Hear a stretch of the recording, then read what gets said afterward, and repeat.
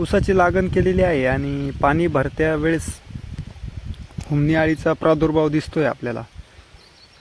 खूप असं जास्त प्रमाणात हुमणी अळीचा प्रादुर्भाव झालेला आहे. तर याचं कारण एक आहे की यावर्षी अवकाळी पाऊस लवकर झाला आणि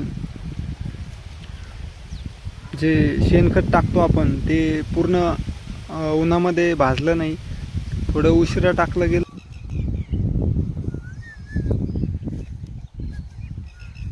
कुजलेलं टाकायला पाहिजे होतं, ते थोडं ओलं कच्च शेणखत टाकलं गेल्यामुळं हा हुमणी अळीचा प्रादुर्भाव जास्त प्रमाणात झालेला आहे. तसंच आता याच्यावर उपाययोजना करणं देखील महत्त्वाचं आहे. तर यासाठी आपण मेटारायझम ही मित्रबुरशी वापरणार आहोत. तर आपल्या जवळच्या कृषी विज्ञान केंद्रामध्ये ही मित्रबुरशी मिळून जाईल.